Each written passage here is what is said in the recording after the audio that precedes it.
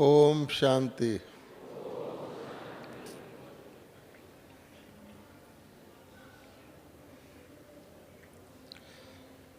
कल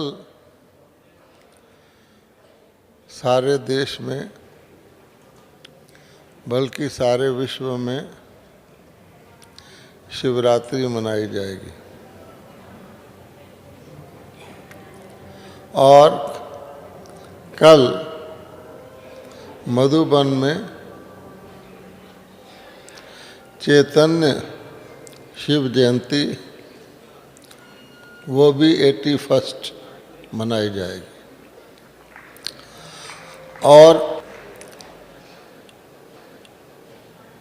सदाशिव परमात्मा चैतन्य में आएंगे, अपने ब्रह्मा बाबा के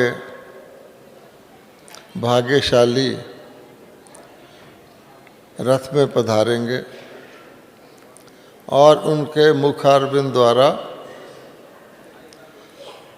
अगली शिव जयंती तक हमने क्या करना है वो सारा प्लान हमको बताएंगे। और केवल हम बच्चे ही, शालिग्राम बच्चे ही चैतन्य में बाबा के साथ ब्राह्मण रूप से प्यारे बाबा का भी और अपना भी जन्म दिवस मनाएंगे।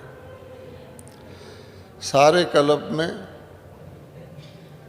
कोई भी ऐसा अस्तित्व नहीं होगा जिसमें पिता और बच्चों का जन्मदिन एक ही दिन मनाया जाए। भले ताली बजाइए, आपका ही जन्मदिन है। तो हमारे आप सबके और प्यारे परम पिता के 81 जन्मदिन की सभी को क्या बहुत बहुत बहुत बहुत मुबारक हो, मुबारक हो, मुबारक हो। पंजाबी में कहते हैं लख लख बधाइयाँ हों। आप सबको लख लख बधाइयाँ हों। अच्छा, दुनिया में जन्म दिवस एक दिन के लिए मनाया जाता है और हमारा जन्मदिन कितने समय के लिए मनाया जा रहा है? हैं? सारा संगम युग ही हमारा जन्मदिन मनाया जाता है। हर रोज़ जन्मदिन है, इसलिए इसके लिए भी ताली बजाइए। कितना लंबा जन्मदिन किसी का होता नहीं है। और दूसरी ओर इस जन्मदिन के ऊपर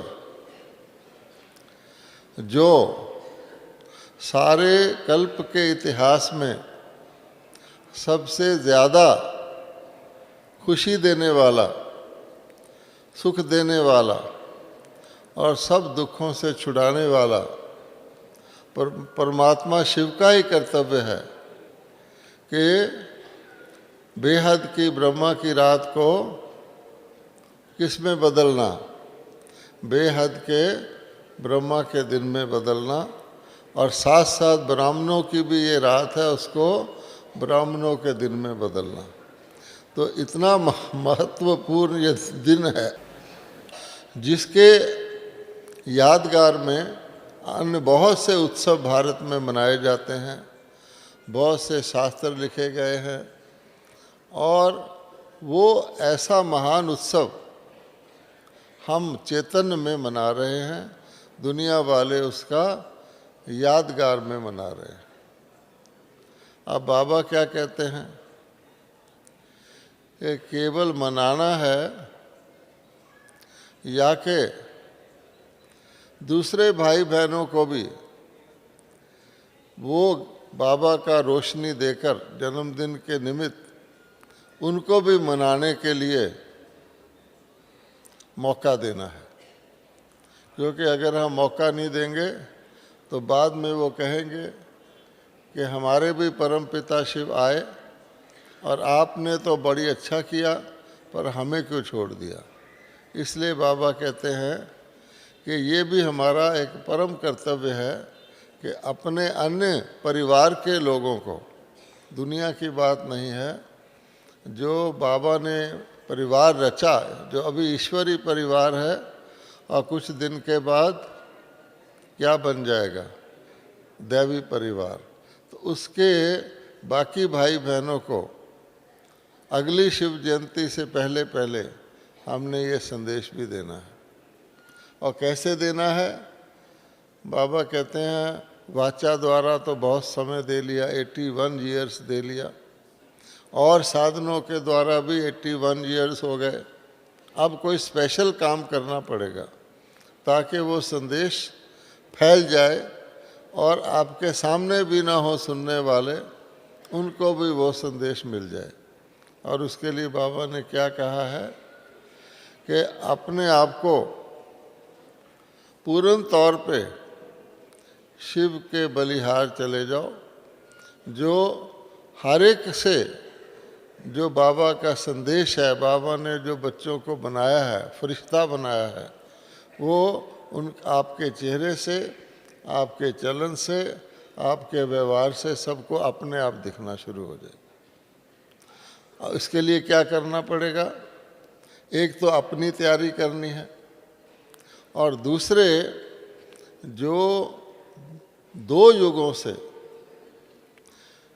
हमारे भाई बहन भटकने लग गए, खोज करने लग गए, अनेक प्रकार के भ्रांतियों के और अज्ञान के जंगल में फंस गए हैं, उनको जंगल से निकलने का रास्ता बाबा ने हमें बताया है और हमें अपने भाई बहनों को बताना है। अर्थात भक्ति में भटक भटक कर थक जाने वालों को, जो केवल कल फिर उसी प्रकार से शिव जयंती मनाएंगे जैसे वो मनाते हैं, उससे छुड़ाना है।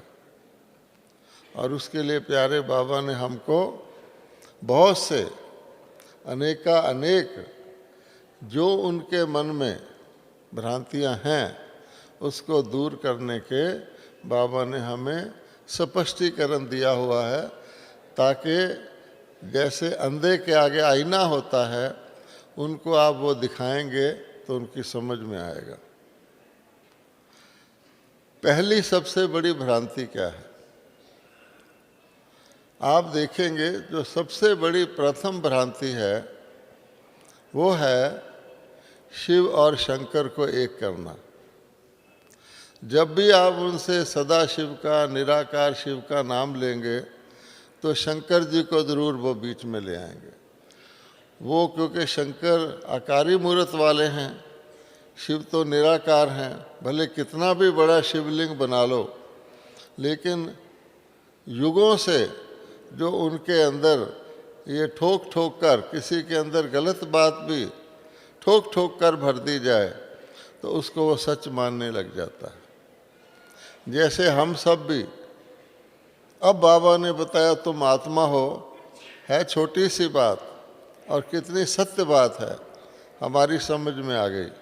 लेकिन सारी दुनिया की आत्माओं को ये जो गलत फहमी है कि हम शरीर हैं, अब बताओ उसको निकालना कितना कठिन है। वो समझते ही नहीं हम शरीर नहीं हैं। कई धर्मों वाले तो शरीर का जब समाप्ति होती है वो समझते हैं सब खत्म हो गया। इसलिए अब जागृति करने वाला जो है वो कहते हैं कि इतनी सारी भीड़ में, इतनी सारी भ्रांतियों में शिव को अलग करना और उनको बताना ये आपके पिता हैं, तभी हम उस शिव के संदेश को पहचान सकेंगे, समझ सकेंगे, धारण कर सकेंगे। आजकल तो मनुष्यों ने भी अपने नाम शिव पर रखे हुए हैं। हो सकता है हमारी सभा में भी बहुत सारे शिव कुमार बैठे हों, है ना। तो इसलिए बाबा कहता है, वो तो कुमार कहते हैं, कई तो शिव ही शिव कहते हैं। इसलिए बाबा कहता है बहुत भ्रांतियां हैं, लेकिन सबसे पहली और कॉमन भ्रांति यह है कि शिव और शंकर एक हैं। आमतौर पे कह देते हैं शिव शंकर भोलेनाथ, शिव शंकर भोलेनाथ। अब हम तो चैतन्य में शिव जयंती जहाँ से शुरू हुई थी उस जगह पर आ गए हैं, सोर्स पर, और हम सारी बात को समझते हैं और यथार्थ बना रहे हैं। किसी भी बीके को कोई सपने में भी कहे शिव शंकर एक है तो क्या कहेगा? कहेगा नहीं है। इसी प्रकार से जैसे कोई कहे तुम शरीर हो, हम कहेंगे नहीं है। तो शिव शंकर बाबा ने बहुत सी बातें बताई हुई हैं। सभी भाई बहन मुरलियाँ पढ़ते हैं तो देखेंगे कि शंकर जी चौकड़ी लगाकर एक योगी के रूप में बैठे हैं। ज़्यादातर उनको इसी रूप में दिखाया जाता है और उनके सामने ज्योतिर्लिंगम, जिसको शिवलिंग कहते हैं, वो प्रतिमा है। क्या कर रहे हैं? ध्यान मगन है। शंकर जी को हमेशा ध्यान लगाए हुए दिखाते हैं। अब परमात्मा को तो सभी ध्यान करते हैं और परमात्मा इस प्रकार से योग लगाकर बैठे हों और किसी का ध्यान कर रहे हों, ये तो होता ही नहीं। तो इसलिए ये बात हम उनको स्पष्ट बता सकते हैं कि परमात्मा और शंकर दोनों की मूर्तियां साथ साथ दिखा रहे हैं तो दोनों अलग अलग तो होंगे ना। अब मोटे रूप से हम कह सकते हैं कि शिवरात्रि को कभी भी शंकर रात्रि नहीं कहते, कभी नहीं कहते। और बहुत सारी बातें आपको पता हैं, वो आकारी हैं, वो निराकार हैं, वो विनाश के निमित्त हैं। अर्थात किसी को भी हम शिव का परिचय दें, नहीं तो परिचय देने के बाद भी वो चले जाएगा और शिव का भी सुन लेगा, फिर कहेगा शिव शंकर एक है। चलो, इससे नेक्स्ट क्या है? वो इससे भी ज़्यादा डेंजरस बात है। ये तो शिव और शंकर अलग अलग तो दिखाते हैं। कई बार हम कह देते हैं कि गांधी जी का नाम क्या था? गांधी जी का नाम था मोहनदास करमचंद गांधी। असल में उनका नाम करमचंद गांधी था, लेकिन हमारे देश में ये बताने के लिए ये कौन से कुल का है, किस खानदान का है, तो पिता का नाम साथ जोड़ देते थे। तो मोहनदास करमचंद गांधी मीन्स कि करमचंद गांधी मोहनदास गांधी के बच्चे थे। अगर हम कहते हैं इस हिसाब से शिव शंकर भोलेनाथ, तो शंकर जी शिव के बच्चे हो गए, शिव से उनका कनेक्शन है। कभी ये नहीं कहेंगे शंकर शिव भोलेनाथ, तो पिता और पुत्र का हो गया। दूसरी भ्रांति क्या है कि आजकल क्योंकि तमो प्रधानता आ गई है, बाबा कहते हैं ना कोई सोचता है ना कोई समझता है, सत्य वचन कह देता है। बहुत सारे महात्मा अपने को शिवोहम कहते हैं। वो क्या कहते हैं? रटो शिवोहम शिवोहम शिवोहम शिवोहम, ये मंत्र तुम्हारा कल्याण करेगा। खुद भी कहते हैं और दूसरे को कहते हैं तुम भी यही मंत्र जपो, शिवोहम शिवोहम शिवोहम। अब आप सोचिए कि कम से कम शिव शंकर में अलग अलग तो चित्र हैं। शंकर ये तो नहीं कह रहा शिवोहम, शंकर जी नहीं कह रहे शिवोहम, और ये खुद भी कह रहे हैं शिवोहम। मृत्यु को प्राप्त होने वाले हैं, दुखी हैं। क्यों मंत्र रटो? क्योंकि हमारी सदगति हो जाए। अगर शिव हो तो तुम्हारी सदगति तो हो ही रहनी चाहिए। तो ये दूसरी भ्रांति है जो हमें ख़त्म करनी है कि शिवोहम शिवोहम कहना गलत है। इसके बाद बाबा ने बताया हुआ है हम सो सोहम, हम सो सोहम, हम सो सोहम, या आपे ही पूज आपे ही पुजारी। तो बाबा कहता है ये भी ख़त्म करना है कि ऐसा नहीं है कि शिव परमात्मा ही हमारे रूप में आ गए हैं और हम ही कभी शिव परमात्मा थे, हम पूजा कर रहे हैं, हम ही कभी शिव थे। नहीं, बाबा ने कहा ये बात भी उनको समझानी है कि शिव अलग हैं, परमपिता हैं और हम शिव नहीं हैं। तो हम सो सोहम उसी प्रकार की बात है जैसे कहें शिवोहम शिवोहम। अच्छा, उसके आगे प्रायः कहा जाता है ओम नमः शिवाय, ओम नमः शिवाय, ओम नमः शिवाय। ये कुछ ठीक है, आधा ठीक है, परंतु इसमें बहुत सारे ऐसे भी लोग हैं जो ओम को ही भगवान मानते हैं, ओम ही परमात्मा है। तो कम से कम इससे ये स्पष्ट होता है कि दो परमात्मा नहीं हो सकते और एक परमात्मा दूसरे को नमः नहीं कर सकता, इसलिए शिव परमात्मा है और ओम आत्मा है। तो ये बात भी हम इसको पकड़ करके क्लियर कर सकते हैं। फिर आगे देखिए, हमारे देश में श्री राम को भी भगवान का अवतार कहते हैं, श्री कृष्ण को भी भगवान का अवतार कहते हैं और शिव को भी परमात्मा मान लेते हैं। अब इनके अंदर भी फर्क बताना पड़ेगा, नहीं तो आप शिव का परिचय दे दो, कल वो जाके कहेंगे श्री कृष्ण भी भगवान है, श्री राम भी भगवान है। तो बाबा कहते हैं उसको स्पष्ट करो कि राम और कृष्ण जी को लॉर्ड कृष्णा, लॉर्ड रामा कहते हैं और शिव को गॉड शिवा कहते हैं। अब वो शरीरधारी देवता के रूप में है, उनकी पूजा भी देवी देवता के रूप में होती है। फिर बाबा कहते हैं कि उनको बताइए कि कोई भी साकारी, कोई भी आकारी रूप वाला देवता के रूप से पूजा जाता है, परमात्मा के रूप से नहीं।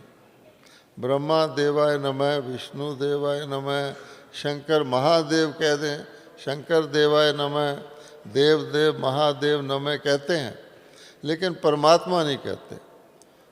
और सबसे खास बात यह है कि इतने भारत के अंदर हमारी असली शिव जयंती के यादगार हैं, लेकिन उनमें भगत भी नमन जब करते हैं तो केवल और केवल शिव को ही शिव परमात्मा ने नमः कहते हैं और किसी की मूर्ति को परमात्मा ने नमः नहीं कहते। तो ये पक्की बात है, अगर इतने सारे देवी देवताओं में से किसी को जानना हो आखिर परमात्मा कौन है, तो कहो जिसको परमात्मा ने नमः कह के नमः किया जाता है वो परमात्मा है। तो पता लग जाएगा कि ये शिव की प्रतिमा परमात्मा की प्रतिमा। अच्छा, फिर दूसरी बात यह है कि एक सबसे पॉपुलर शिव बाबा के बारे में ये कहा जाता है सत्यम शिवम सुंदरम। अब इसका क्या अर्थ हुआ? क्योंकि नहीं तो वो कहेंगे सत्यम शिवम सुंदरम, सत्यम शिवम, सत्य क्या है, शिव क्या है, सुंदर क्या है, इनका आपस में क्या कनेक्शन है। तो इसलिए बाबा कहते हैं, हमने बच्चों को बताया है, इसीलिए हम कहते हैं हम चेतन शिव जयंती मना रहे हैं। जो असली शिव जयंती थी, जिसका यादगार में हम द्वापर से लोग मनाते आए हैं, उसका आधार ही है सत्यम शिवम सुंदरम। अब सत्य जो है 3 प्रकार का होता है।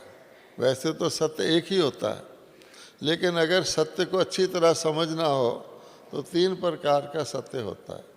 एक है सत्य जो सदा ही सत्य रहता है, जो था भी सत्य, है भी सत्य, होएगा भी सत्य, अब वो है शिव। शिव सत्य है और इसीलिए सत्य की तुलना भगवान से की जाती है। कई जगह लिखा होता है ट्रूथ इज गॉड। अब देखिए, गॉड इज ट्रूथ तो ठीक है कि परमात्मा सत्य है, सत्य तो एक मूल्य है, वो मूल्य इतना ऊंचा मूल्य है जिसको गॉड से तुलना की जाती है कि सत्य ही परमात्मा है, सत्य ही शिव है। तो ये फर्स्ट नंबर का सत्य है, क्योंकि ये कभी बदलता नहीं। शिव को सदाशिव गीत भी सुना, सदाशिव मैंने शिव सदा ही शिव रहता है, वो कभी भी बदलता नहीं। अच्छा, आप कहेंगे 2 तरह के बाकी सत्य कौन से हैं? अब आप देखेंगे कि दूसरा सत्य प्रकृति है। प्रकृति भी शाश्वत है, कभी भी ऐसा नहीं था जो सूर्य, चांद, सितारे, आकाश, धरती, हवा, जल नहीं था। लेकिन प्रकृति सत्य है, वो किसी के प्रभाव में आके सतो रजो तमो में आ जाती है। तो सत्य है सतो, लेकिन धीरे धीरे रजो में भी आ जाती है, तमो में भी आ जाती है। जब सत्य रूप में है तो सुख देती है, और जब आज के रूप में है तो प्रकृति दुख देती है। अब किसी देवी देवता को हम कहें आज वो बीमार है, आज उसको ये हो गया, है ही नहीं, अकाल मृत्यु है, तो प्रकृति तमोगुणी हो जाती है। लेकिन इस दूसरे प्रकार के सत्य का बदलने का आधार है तीसरा सत्य, जो आत्माएं हैं। हम सब आत्माएं जो हैं, हम भी तो सत्य हैं, अनादि अविनाशी हैं। जब हम परम धाम में हैं तो लगभग शिव बाबा की तरह ही हैं, क्योंकि हम घटती कुछ नहीं, हमारा नुकसान नहीं होता, ब्रांड न्यू रहती है। लेकिन जब हम धरती पर आ गए प्रकृति के साथ, तो पहले तो सतो ही होंगे, जैसे प्रकृति भी पहले सतो होगी।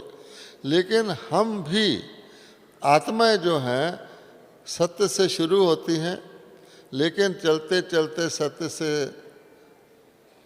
रजो, रजो से तमो, फिर सतों पे आ जाती हैं। सभी सत्य रहते हैं, लेकिन परमात्मा सदा सत्य रहता है, और बाकी धीरे धीरे पूरा चक्कर लगा के वापस सत्य में आते हैं।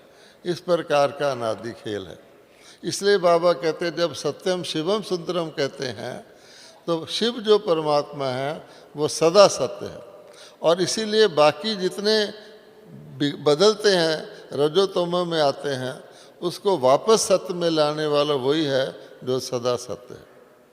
और शिव जो है, इसके और भी दो अर्थ हैं, हम जानते हैं। शिव का अर्थ होता है कल्याणकारी। तो जो कल्याणकारी है वो कभी भी अकल्याणकारी नहीं हो सकता। तो सदा शिव सदा कल्याणकारी है। अच्छा, शिव का अर्थ बिंदु भी होता है, बिंदी को कहते हैं। कई गिनती करते हैं ना, जैसे कहते हैं बरकत 1 2 3, वो शिव 1 2 3 कहते हैं। तो शिव का स्वरूप और शिव का कर्तव्य शिवम में है। और सुंदरम का अर्थ क्या है फिर? सुंदरम का अर्थ यह है कि जब कोई भी चीज़ परफेक्ट होती है तो ऑटोमेटिकली वो सुंदर होती है, अर्थात उसमें किसी भी प्रकार का रिंचक मात्र भी ऐसा होता ही नहीं, ना उसका स्वरूप ना उसका गुण जिसमें कहें सुंदरता में कमी है। इसलिए परमात्मा सदा सुंदरम है। प्रकृति भी कभी सुंदरम थी, आत्माएं भी कभी सुंदरम थी सतयुग में, लेकिन वो सदा नहीं है। इसलिए सदा शिव, जिसको किसी ने नहीं रचा, इसलिए शिव को स्वयंभू भी कहते हैं कि शिव को किसी ने नहीं रचा, शिव सबका रचने वाला है। आजकल उसको शंभू कह देते हैं, स्वयंभू को थोड़ा नाम बदल के शंभू कह देते हैं।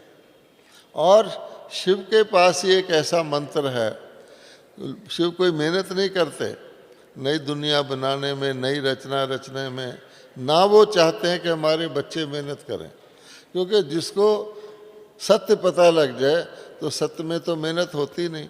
जब तक सत्य पता नहीं लगता तो मेहनत होगी, भटकते रहेंगे। भक्ति में हम देखो भटकते ही रहे, भटकते ही रहे, शिव के इर्द गिर्द घूमते रहे, शिव की पूजा भी करते रहे, शिव परमात्मा नमः भी कहते रहे, साथ साथ फिर औरों को भी परमात्मा कहते रहे, शिव का भगवानोवाच भी सुनते रहे, फिर हम और शास्त्रों को भी पढ़ते रहे, तो इसको कहते हैं भटकना। इसलिए परमात्मा कहते हैं मैं अपने बच्चों के साथ चेतन शिव जयंती मनाता हूँ, तो उनको छू मंत्र से, जादू से फटाफट दुनिया बदल देता हूँ। तो अब सत्यम शिवम सुंदरम तो हो गया। अब प्रश्न पैदा होता है कि ज़रा शिवलिंग को सामने लाइए, जिसकी हम जन्म जन्मांतर शिवरात्रि पर पूजा करते रहे हैं। अब प्रश्न ये पैदा होता है कि लोग निराकार की प्रतिमा को सामने रखते हैं, लेकिन समझते क्या हैं कि शिव कब आए, क्या किया, क्या कर्तव्य किया, वो भी नहीं जानते। तो दुनिया के अंदर दो चीज़ें हैं जिसको जानने के बाद ही आप सच्ची शिव जयंती मना सकते हैं, और हमको बाबा ने वो दोनों चीज़ें बताई हैं।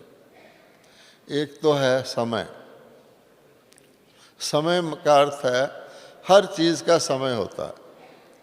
परम धाम में समय नहीं है, क्योंकि सदाशिव है, ना वहाँ दिन रात होते हैं। लेकिन इस धरती पर जिसने सतों से घूम करके फिर सतों में आना है, वहाँ पर समय का बड़ा प्रभाव है। सतोगुणी का भी समय है, रजोगुणी का भी समय है, तमोगुणी का भी समय है, तमो प्रधान का भी समय है, तमो प्रधान से सतो प्रधान बनने का भी समय। तो अगर कोई चीज़ समय पर नहीं की जाएगी कोई फायदा नहीं। अब शिवरात्रि मना लो, लेकिन वो असली शिवरात्रि बेहद की रात्रि का समय नहीं है, आप मना के आ जाओगे। तो एक बात तो ये है। अब समय कौन बताए? छोटी घड़ी में तो हम भी समय को जानते हैं। इस वक्त 6:04 हुए हैं। अच्छा, दिन रात का भी हो गया, हम जानते हैं शाम का वक्त हो गया। अच्छा, सीज़न का भी देख लो तो हम कहेंगे भाई फरवरी का महीना है, थोड़ी थोड़ी सर्दी होती है। लेकिन बड़े चक्कर में तो हम खुद आने वाले हैं, हमको पता ही नहीं, ना आगे का पता ना पीछे का। इसलिए बाबा कहता है मैं सबसे पहले अपने बच्चों को समय का ज्ञान देता हूँ। मेरे आने का समय है। अब आप देखिए उस समय का वर्णन भी किया हुआ है भक्तों ने कि परमात्मा अति धर्म ग्लानि के समय आता है। लेकिन वो कौन सा समय है आज भी नहीं पहचानते। जब बाबा खुद आके बच्चों को कहता है कि अब सच्ची शिवरात्रि हो गई, अब जागो, गीत भी गाते हैं, उठ जाग मुसाफिर भोर भई, रैन कहाँ जो सोबत है। हमारा भी अमृत वेले का गीत है, जागत है सो पाओ। पर कौन सा जागना, कौन सा पाना, कौन सी मुसाफरी, कुछ पता ही नहीं। इसलिए बाबा कहता है मैंने तुमको समय का ज्ञान दिया। दूसरा इम्पॉर्टेंट चीज़ होती है संबंध। अगर आपका किसी से कोई संबंध ही नहीं है तो लेना देना क्या? कहेंगे ना मेरा इससे क्या लेना देना। तो बाबा कहते हैं सारी दुनिया की आत्माएं शिव बाबा की संतान है, लेकिन उनका संबंध जुड़ता ही नहीं। उनका जो भी शरीरों में आते हैं उनका संबंध अपने धर्म पिताओं से जुड़ता है, लौकिक से जुड़ता है, किसी से भी जुड़ता है, लेकिन सोर्स बीज से तो जुड़ता ही नहीं। इसलिए वो बेचारे शिव की संतान हैं, लेकिन सच्ची शिव जयंती नहीं मना सकते। ये भी खास बात है। हम बच्चों का संबंध भी है। अब बाबा कहते हैं तुमने खुद भक्ति मार्ग में आके, हमारे ब्रह्मा बाबा ने स्वयं पहले पहले किसका मंदिर स्थापित किया? बाबा हमें बताते हैं, हम भी साथ ही होंगे सब, शिव का, क्योंकि शिव ने ही ज्ञान दिया था।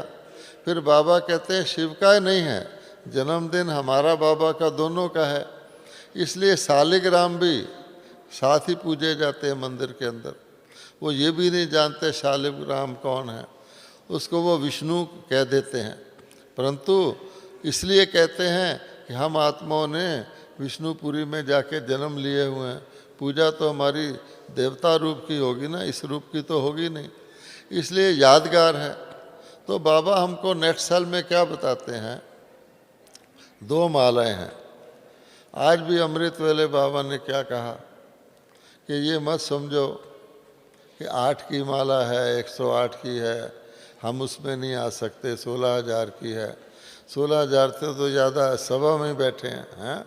बाबा कहता है तुम तैयार हो जाओ, मैं ऑलमाइटी हूँ, उसके साथ लड़ियाँ जोड़ दूंगा।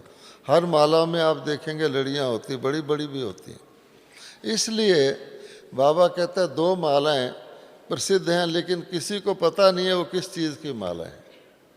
एक है रुद्र माला, शिव रुद्र हैं, इसलिए उस माला में तो सारी दुनिया की आत्माएं हैं, आत्मा के रूप में उनके बच्चे हैं, लेकिन कनेक्शन नहीं है, ना समय का ज्ञान है। एक है विष्णु की माला, रुंड माला, और उसमें कौन है? उसमें बाबा के बच्चे हैं, उसमें सिरियाँ होती हैं। तो बाबा कहते हैं कि जब मैं अवतरित होता हूँ तो 2 तरह के मेरे बच्चे हो जाते हैं। एक वो जो मेरे समय को जानते हैं, मेरे से कनेक्शन है, बिल्कुल बीज से डायरेक्ट कनेक्शन है। शिव बाबा आते ही तब हैं जब पुराना वृक्ष समाप्त होना होता है।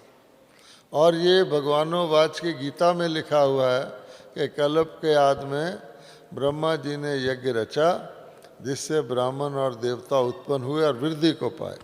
अब कल्प की याद कौन है, ब्रह्मा जी कौन है, कौन सा यज्ञ रचा? बाबा कहते हैं लिखा हुआ है, उसके इर्द गिर्द घूमते रहते हैं, मैं आपको सच्चा बताता हूँ। इसलिए 2 मालाएं हो जाती हैं। बाबा आते हैं तो क्या करते हैं, सबको वापस ले जाते हैं, लेकिन जो रुद्रमाला वाले हैं सब उसमें पहुंच जाते हैं। ऐसे नहीं विष्णु वाले रुद्रमाला में नहीं होते, वहाँ वो सबको शांति धाम में अपने पास बैठा के विष्णु की माला वालों को नीचे भेज देते हैं। इसको सर्जिकल ऑपरेशन भी कहते हैं। आपने सुना होगा आजकल सर्जिकल ऑपरेशन बड़ा प्रसिद्ध है कि भारत सरकार ने सर्जिकल ऑपरेशन कर दिया। भारत सरकार ने 2 काम किए हैं जिनका कनेक्शन डायरेक्ट ज्ञान से है, पर उनको पता नहीं है। क्या? पहला तो किया, पैसा बदल दिया, पुराने ख़त्म कर दिए, नया चालू कर दिया। बाबा भी यही कर रहा है कि बच्चा तुम्हारे डॉलर फलाना पाउंड शाउंड रुपये वगैरह या कागज़ के नोट नहीं चलने। सतयुग में क्या कागज़ के नोट होते हैं? ये तो मुग़लों के टाइम में भी सिक्के होते थे। तो वो तुमको कागज़ के नोट भी नहीं चलने, बेकारी दुनिया भी नहीं चलनी, ये शरीर भी खराब नहीं चलने, इसलिए इसका पहले से एक्सचेंज कर लो, मौके से पहले। सब लोगों ने भाग भाग के किया था। और दूसरा किया सर्जिकल ऑपरेशन। अब ये भी हमारे पर लागू होता है। जब शिव बाबा नीचे आते हैं तो कौन उनको पहचाने? बाबा कहते मेरे पास हीरे हैं, ज्ञान के रतन हैं, कौन धारण करेगा? तो ये अति आवश्यक है कि रतन धारण करने वाला पात्र ठीक होना चाहिए, है ना। बाबा कहता है कीमती रतन को बहुत कीमती डब्बी में रखा जाता है। और ब्रह्मा बाबा के लिए बाबा कहता है गोदड़ी में लाल। कि वो शिव बाबा आते किस में है? सबसे ज़्यादा कीमती शिव बाबा तो ब्रह्मा बाबा के अंदर आते हैं जो के पात्र हैं। अब बाकी आत्माएं हैं उसको सब कलयुग में आ गए, तमो प्रधान हो गए, ज्ञान किसको धारण कराए? प्रश्न पैदा होता है ज्ञान किसको धारण कराए? तो जिसकी बुद्धि में तमोगुण होगा, सब भूसा भरा हुआ होगा, उसमें ज्ञान कैसे धारण कराएगा? तो शिव बाबा एक सर्जिकल ऑपरेशन कर देता है। वो शास्त्रों में लिखा हुआ कि शिव ने अपने ही बच्चे को सिर काट के उस पर हाथी का सिर लगा दिया, है ना। और वो हाथी का सिर किस पे लगाया? किस पे लगाया? एक बच्चा थोड़ी है शिव का, वो सारे बच्चे जिनको बाबा ने ज्ञान धारण करवाना है उसकी बुद्धि को, पुरानी बुद्धि को ख़त्म करके नई बुद्धि लगाए ताकि उसके अंदर ज्ञान धारण हो। तो जो बच्चे बाबा के गर्दन कटवा के हाथी का सिर लगवाए हुए हैं वो आएंगे विष्णु की माला में, और उनका नाम गणेश है। ठीक है। अच्छा, तो हम सब क्या देख रहे हैं? हम सब एक दूसरे को गणेश के रूप में देख रहे हैं। लड्डू खाना है और बस बैठे रहना है। अच्छा, तो बाबा कहता है उसकी निशानी क्या? क्या प्रूफ है कि हम गणेश हैं? आप देखेंगे किसी भी कार्य का शुरुआत किया जाएगा, शुभ कार्य का, उस वक़्त गणेश को याद करते हैं। गणेश का नाम भी क्या है? विघ्न विनाशक है। और उसकी एक चिन्ह भी बनाते हैं, एक तो उसका स्वरूप बनाते हैं और एक स्वस्तिका भी बनाते हैं। वो स्वस्तिका क्या है? वो भी संगम युग है, क्योंकि उसी वक़्त गणेश पैदा होता है। तो कोई बही खाता खोलना हो, किसी मकान की ओपनिंग करनी हो तो गणेश जी को लाएंगे। तो इसलिए बाबा कहता है ये यादगार किसका है? वो तो मनाते हैं, हम तो असली कर रहे हैं, चैतन्य है। तो चेतन सब बाबा कहता है जो मेरे गणेश बच्चे हैं, जो नई चीज़ को धारण करते हैं, नई दुनिया के निमित्त बनते हैं, पुराना फिनिश, वो हैं गणेश। तो बाबा ने सर्जिकल ऑपरेशन कर दिया और हम सबको गणेश बना दिया। अब बाबा कहते हैं कि जो 3 लकीरें बना दी शिव के साथ, 3 बातें जोड़ी हुई हैं, बहुत सारी 3 बातें हैं। तो बाबा कहते हैं मेरे कर्तव्य कि आखिर परमात्मा ने क्या किया?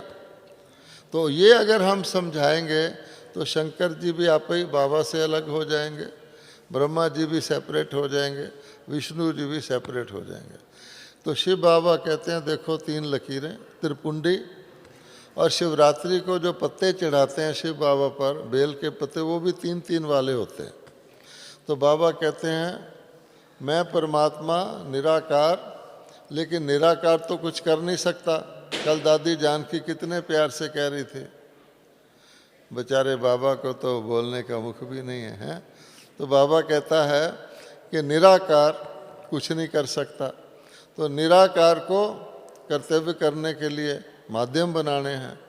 तो ब्रह्मा विष्णु शंकर बनाए, फिर त्रिमूर्ति हो गया, त्रिनेत्री हो गया, त्रिकालदर्शी हो गया, त्रिलोकीनाथ, ये प्रसिद्ध है।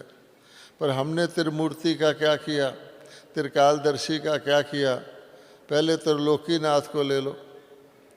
जैसे आज बहुत सारे लोगों ने अपना नाम त्रिलोकीनाथ भी रखा हुआ, शिव भी रखा हुआ, त्रिलोकीनाथ, रहेंगे किराए के चुबारे में, किराया देने को पैसे भी नहीं हैं, नाम क्या है जी, मेरा त्रिलोकीनाथ है। तो फिर बाबा का नाम तो बदल दिया, वो भी शिवोहम ही हो गए। अच्छा, त्रिनेत्री, वो समझते हैं शिव जी ने आँख खोली, और उसमें भी शंकर को मिला देते हैं कि शंकर जी ने आँख खोली, विनाश हो गया। अब बाबा कहता है क्या परमात्मा कभी आँख बंद करते हैं जो खोलेंगे? शंकर जी भी वो तो देवता हैं। तो बाबा कहते हैं हमारी तीसरी आँख खोली। दुनिया वाले समझते हैं शिव ने अपनी तीसरी आँख खोली। बाबा कहते हैं जो सोया हुआ होगा, अंधकार में होगा, उसकी खोलेगा ना। तो हमारी तीसरी आँख खोली तो हो गया त्रिनेत्री। हमारी क्या आँख खोली? यहाँ पर दिखाते हैं दिलवाला मंदिर में। बाबा कहते हैं देखो हर एक के वो लगा हुआ है। भारत में बिंदी भी लगाते हैं, तिलक भी लगाते हैं, लेकिन असली तीसरी आँख खोलने का मतलब है हमको आत्मा का ज्ञान दिया। आत्मा यहाँ रहती है। पहले ये 2 आँखें से देखते थे हम, अब तीसरी आँख से आगा पीछा पता लग जाता है। तो इसलिए आँख हमारी तीसरी खोली। त्रिमूर्ति अपने उसके 3 रूप नहीं हैं, लेकिन तीनों को रचता है। अच्छा, त्रिलोकीनाथ। अब बाबा कहते हैं दुनिया में किसी को नहीं पता आकाश लोक कौन सा है, पाताल लोक कौन सा है, मृत्यु लोक कहाँ होता है। तो बाबा ने हमको सेकंड में हिस्ट्री पढ़ा दी। तीनों कालों को जानना हो सुदर्शन चक्कर है। तीनों लोकों को जानना ज्योग्राफी बता दी। एक ब्रह्मा कुमार छोटा भी बता सकता है कि 3 लोक हैं, ये हैं। तो बाबा कहते हैं ये मैंने अपने गणेश बच्चों को पढ़ा दिया, तो हमको मालूम पड़ गया कि समय क्या है, और इस समय हमारा बाबा से कनेक्शन है, हम उससे वर्षा ले सकते हैं। तो ये शिव जयंती हम मना रहे हैं या वो मना रहे हैं? अब बाबा कहते हैं मेरे बहुत से बच्चे हैं, इकट्ठे तो बच्चे नहीं आ जाएंगे। पहले मैंने ब्रह्मा जी को अडॉप्ट किया, फिर दूसरों को। एक इम्पॉर्टेंट बात और है, और वो ये है कि बाबा बताते हैं कि जो सिस्टम मैं चालू करता हूँ वो सिस्टम फिर लौकिक में आता है। पहले अलौकिक में आता है, क्योंकि उस परलोक में तो कुछ, निराकार में तो कुछ होता नहीं। अब परमात्मा को संतान रचनी है, हैं? तो बाबा कहता है सारी दुनिया में कोई भी नहीं जानता कि परमात्मा माता पिता बनते हैं। वो कहेंगे गॉड फादर, सारी दुनिया में घूमे आओ गॉड फादर। अब भारत वाले क्या कहते हैं? तुम मात पिता हम बालक तेरे, तुम्हारी कृपा से सुख गनेरे। गीता के शुरू में ही लिखा हुआ है तुम्हें माता च पिता तुम्हें। अब प्रश्न ये है कि निराकार भगवान माता कैसे बनेगा? इसलिए बाबा कहता है कि मैं अडॉप्ट करता हूँ। सारा सिस्टम अडॉप्शन से है, जन्म से नहीं है। पहले तो शिव बाबा भी जन्म नहीं लेता, वो रथ को अडॉप्ट करता है, फिर अडॉप्ट करके उसको माता बनाता है, फिर उसके द्वारा हमको भी अडॉप्ट करता है। तो दुनिया में बाबा ने बताया हुआ है कि यूं तो कोई अमीर व्यक्ति हो, उसके घर में संतान ना हो, उसको बच्चा अडॉप्ट करते हैं। लेकिन स्त्री पुरुष जो हैं वो शुरू से अडॉप्टेड होते हैं। जो स्त्री होती है वो पति के घर की रिश्तेदार तो नहीं होती ना, दूसरी फैमिली से आती है, अडॉप्ट होती है ना, और उसके द्वारा संतान रचते हैं। तो ये सिस्टम कहाँ से रचा गया? तो बाबा कहते हैं मैंने आके, क्योंकि मुझे रथ चाहिए, पहले तो रथ को अडॉप्ट किया, फिर उसके द्वारा आपको अडॉप्ट किया, और आपने फिर आगे अडॉप्ट किया। तो संगम युग का सारा संबंध अडॉप्शन का है। और हम और आप सब भाई बहन हैं, किस नाते से हैं? बाबा के अडॉप्टेड चिल्ड्रन हैं, सीधी बात है ना। अब बाबा कहते हैं ये मोस्ट इम्पॉर्टेंट चीज़ समझने की है। वो कहेंगे क्या प्रूफ है?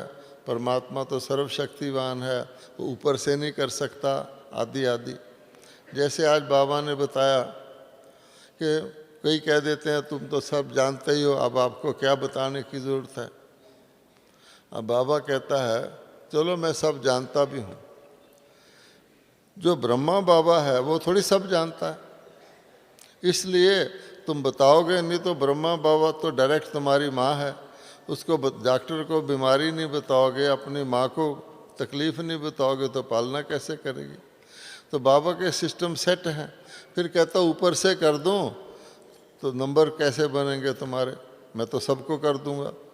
इसलिए पहली बात है अडॉप्शन। और प्रूफ इसका क्या है कि परमात्मा को तो दिखाते हैं परम धाम में, लेकिन जगदम्बा को धरती पर दिखाते हैं। शंकर जी को भी चलो सूक्ष्म लोक में ले जाएंगे, वो लंबी कहानी आप जानते हैं कि बैल होता है, वो शिव का रथ है, लेकिन उन्होंने शंकर जी की सवारी दिखा दी। लेकिन जगदम्बा जिसको बाबा कहते हैं, कई नाम से कहते हैं, अम्बा भी कहते हैं, काली भी कहते हैं, दुर्गा भी कहते हैं, सरस्वती भी कहते हैं, वो तो यहाँ है। तो जगदम्बा जगत की अम्बा कैसे बन गई? ज़रूर परमपिता परमात्मा ने एडॉप्ट किया ब्रह्मा को, और उसके द्वारा ज्ञान देकर उसको जगदम्बा बनाया, तो ज़रूर नीचे आए होंगे, माता पिता बने। तब बाबा कहते हैं शिव जयंती को हमें चेतन बनाने के लिए ये सारी लंबी चौड़ी कहानी मैंने इसलिए रिपीट की है, हम सबको पता है, पर जो दिन होता है उस दिन याद किया जाता है। उससे 3-4 बातें निकलती हैं। एक तो ये कि हम सब मर जीवा हैं, हमारा अलौकिक जन्म है, और जब कोई अलौकिक जन्म ले लेता है तो पिछले जन्म को नहीं याद करता, पिछला जन्म उसके लिए भूत बन जाता, भूतकाल, पास्ट। तो अगर हमने ब्राह्मण बन के और यात्रा करनी है, उठ जाग मुसाफर मुसाफरी करनी है, तो पहली बात है कि लौकिक समाप्त। हमारा लौकिक नाम है, जानकी दादी कहती मेरा लौकिक नाम है, लेकिन लौकिक नाम को भी अलौकिक समझ के हमने यूज़ करना है। लौकिक शरीर अलौकिक। हमारा क्या नाम है? सबसे पहले क्या लिखा जाता है? जैसे डॉक्टर के आगे डॉक्टर लिखा जाता है, हमारे आगे लिखा जाता है BK। हम सब कौन हैं? जो समझते हम BK हैं वो ज़रा हाथ उठाना। BK। अच्छा, अब दूसरे प्रश्न के लिए भी तैयार रहो। जो समझते हम ब्राह्मण है वो हाथ उठाना। ब्राह्मण और BK में कुछ फर्क है? जो समझते कोई फर्क नहीं है वो हाथ उठाना।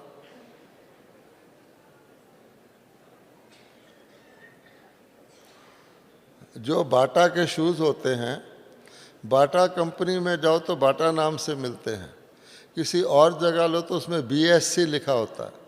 कभी बाटा का शू आपको दूसरी दुकान पे नहीं मिलेगा। इसी प्रकार से BK सारे हैं। आपको पता है कि BK सतयुग में भी आएंगे, BK त्रेता में भी आएंगे, लेकिन जो ब्राह्मण हैं वो त्रेता में नहीं आएंगे, सतयुग में आएंगे। हो गया फर्क?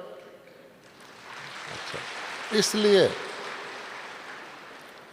तो ब्रह्मा के मुख से कौन निकले? ब्राह्मण निकले।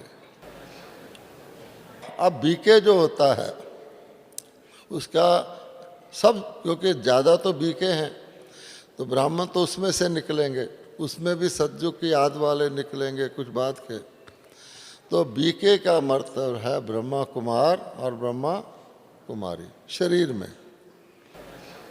अब देखो दुनिया में कुमारी तो कुमारी होती है, उसका सम्मान होता है पवित्रता के कारण, लेकिन एक बारी कुमारी शादी करके माता बन जाए, वो दोबारा कुमारी बन सकती है? कुमारी तो माता बन सकती है, माता तो नहीं बन सकती। लेकिन बाबा ने अलौकिक जन्म दिया तो माताओं को भी कुमारी बना दिया कि नहीं? अब देखो जो जिन्होंने जुगल बने हुए हैं वो भी कुमारी, और भाई भी जो जुगल बने हैं वो भी कुमार, ब्रह्मा कुमारी ब्रह्मा कुमार। ये वंडरफुल बात है कि नहीं? इसलिए बाबा कहता है कि अडॉप्शन करके तुम बन गए मर जीवा। हम सारे सेंटरों पे जाते रहते हैं, एक पुरी में सेंटर है, पुरी की बहन से पूछो आप कौन है, कहती मेरा नाम ही मर जीवा है। फ़ोन पर पूछोगे मैं मर जीवा बोल रही हूँ। वंडरफुल बात है धारणा की। अच्छा, उनके सेंटर में सब बहनों के नाम क्या हैं? फरिश्ता नंबर 1, फरिश्ता नंबर 2, फरिश्ता नंबर 3, इस तरह से है। लेकिन आप मुंह से ना बोलो, अंदर से तो है कि हम मरजीवा हैं और हम फरिश्ता हैं। फरिश्ता अपने फरिश्ता लोक में नहीं बनना, यहाँ बनना है। देवता अपने सतयुग में नहीं बनना, यहाँ बनना है। इसलिए सच्ची शिव जयंती मनाने के लिए पहली बात हम अलौकिक हैं। हमारा अलौकिक जन्म है, संगम युग अलौकिक युग है, ना वो परलौकिक है ना लौकिक है। ठीक है? हम सब कौन हैं? अलौकिक हैं, ब्राह्मण हैं, और यहाँ रहते हुए हमको फरिश्ता बनना है। यहाँ रहते हुए देवता बनने की ज़रूरत नहीं है। देवता तो देवलोक में बनेंगे। कोई यहाँ सज सजा के आ जाए तो ताज वगैरह लगा के तो जचेगा ही नहीं, है ना? इसलिए बाबा कहता है फरिश्ता। और फरिश्ता का क्या होता है? उसका ना घर होता है, ना देखने से लगता है ये पुरुष है या स्त्री है, और ना एक जगह टिकता है, और वो सदा सुख की बात करता है। किसी को दुख देने वाले का नाम फरिश्ता नहीं होता, भूत होता है, वो और तरह का फरिश्ता होता है। इसलिए अगर हम सच्ची शिव जयंती मना रहे हैं तो पहली बात कि लौकिक फिनिश। बाबा को 81 वर्ष क्यों लग गए? बाबा कहते हैं मिक्स हो जाते हैं कभी लौकिक। बाबा ने कहा लौकिक को निभाओ, तोड़ निभाओ। तोड़ का मतलब होता है अंत तक निभाओ, और ये भी होता है कि तोड़ के निभाओ। जैसे मृत्यु के ऊपर वो तिनका तोड़ देते हैं ना, मटका फोड़ देते हैं कि अब ये गया। पर हमको जिंदा जी मर गए तो हमको क्या करना है? कभी गलती से हमने कह दिया मैं, मेरा घर, मेरा बेटा, मेरा सेंटर भी कह दिया, नहीं। अलौकिक का, फरिश्ते का कोई सेंटर होता है क्या? नहीं, ये सब सेंटर आपके हैं। इसलिए बाबा ने कहा हुआ है सच्ची शिव जयंती मनानी है, शिव के साथ सालिग्राम रहना है, तो एक तो बड़ा दिल रखो। शिव का दिल कितना बड़ा है बताओ? शिव बाबा जो खराब नीयत से भी आए उसको भी वरदान देते थे, जा तथास्तु, अपने आप भस्म हो जाएगा, है ना? तो इसलिए बाबा कहता है बड़ा किसी को ना नहीं करो। और दूसरे कल्याणकारी है, तो हमें सबको सुख देना है, कुछ ना कुछ देना है। बाबा ने कहा हुआ है गिफ्ट सबको देते रहो, कुछ ना कुछ दो। और हमारी देने वाली चीज़ें ऐसी हैं जो देने से बढ़ती हैं। अगर कोई देने से घटने वाली चीज़ हो, किसी को धन देना हो, तो आप सोचेंगे भाई धन दे दिया मेरे पास क्या रहेगा, है ना? कंबल दे दिया तो मेरा कंबल घट गया, नहीं। शिव बाबा कहता है ज्ञान तुम्हारा पहला सब्जेक्ट है। किसी को ज्ञान दोगे तो आपका ज्ञान घटेगा या बढ़ेगा? हैं, बढ़ेगा। अच्छा, किसी को योग के रास्ते पे लगाओगे, तू भी बाबा से ले ले, तो आपका योग बल घटेगा या बढ़ेगा? आपके सारे लोग योग में रहने लग जाएंगे तो आपको ऑपोजिशन नहीं आएगा। दैवी गुण, अब किसी को आप दैवी गुण दे दोगे तो आपके कम हो जाएंगे क्या? हैं? कहते हैं किसी को मुस्कुराओगे तो आपकी मुस्कुराहट तो आपके पास है ना। दैवी गुण होती है खुशबू। अब किसी फूल में खुशबू है, आपने उसकी खुशबू अच्छी तरह प्राणायाम करके अपने अंदर धारण कर ली, पर आप उसकी खुशबू घटी फूल की? नहीं घटी। अब रोज़ गार्डन में जाओ, सारी खुशबू आ जाएगी आपके अंदर, उसकी तो नहीं घटेगी। तो दैवी गुण एक ऐसी चीज़ है। और सेवा, सेवा का तो आपको पता ही है, सेवा मैंने देना, देना मैंने सुख। ठीक है, दुनिया वाले समझते हैं लेना मैंने सुख, हम समझते हैं देना माने सुख। जब मैं चार्टर्ड अकाउंटेंसी पढ़ता था, मुझे यही सिखाया गया कि लेने में फ़ायदा है, देने में नुकसान है। जब मैं ब्रह्मा कुमारी में आया, मुझे पता लगा नहीं, देने में फ़ायदा, लेने में नुकसान है। मैंने चार्टर्ड अकाउंटेंसी छोड़ दी। मैंने कहा ये अच्छा सौदा है। अच्छा, अब आप सोचो, हर एक के पास देने के लिए कुछ ना कुछ होता है। एक राजा था, तो उस राजा जब बुजुर्ग होने लगा, किसी ने कहा तू मर जाएगा, जीते जी दान कर दे। उसकी समझ में आ गई बात, तो उसने क्या किया, सारी अपनी बहुत सारा धन था उसकी थैलियाँ बना ली और सारी प्रजा को कह दिया कि कल से आ जाओ, 10 से 1 बजे तक मैं आपको दान करूँगा। प्रजा बड़ी खुश हो गई, लाइन लग गई, तो जो आए एक थैली देता जाए। उस लाइन में एक फ़कीर भी लगा हुआ था दूर, बैगर। जब उसकी टर्न आई तो उसने अपनी टर्न अगले वाले को देके फिर लाइन में लग गया। सब हैरान हो गए। जब दोबारा उसकी टर्न आई काफ़ी समय के बाद, फिर देखे लाइन में लग गया। तो सारे मीडिया ने फ़कीर की हेडलाइन दे दी कि एक ऐसा फ़कीर है जो ये कर रहा है। राजा का कोई जिक्र नहीं जो पैसे दे रहा है। राजा को ईर्ष्या हो गई कि ये क्या, मैं इतना इतना धन दान कर रहा हूँ और मशहूरी इसकी हो रही है। उसने फ़कीर को बुलाया, भाई तुम क्या करता है, अपना ले 2 थैली ले जा, ये क्या कर रहा है? उसने कहा हजूर, मैं लाइन में दूर खड़ा था, मैंने देखा जब आप थैली देते हैं आपको खुशी होती है, जब आप थैली देते हैं आपको खुशी होती है। अब मेरे पास तो कोई देने को है नहीं, तो मैं अपना टर्न दे देता हूँ, मुझे खुशी हो जाती है। इसलिए हर एक के पास देने को तो कुछ है, सिर्फ ये कि देने का रखेंगे तो देवता। तब बाबा कहता है कि शिव जयंती हम मना रहे हैं, बाबा हमको जो बाबा के गुण हैं वो बता रहा है। बाबा ने ये बता दिया कि दुनिया में आप जहाँ होंगे, जिस स्थिति में होंगे, ऑटोमेटिकली आपके संस्कार आएंगे। एक बुज़ुर्ग है, उसमें और तरह के संस्कार हैं। वो जब बच्चा होता है उसके और तरह के संस्कार होते हैं। आप गार्डन में चले जाओ, आपके और तरह के संस्कार होंगे। भीड़ में चले जाओ, आपके और तरह के होंगे। तब बाबा ने कहा कि प्रैक्टिस करने के लिए निराकारी, आकारी और निर्विकारी, जब हम परम धाम में चले गए, शांति शांति शांति शांति, ऑटोमेटिक।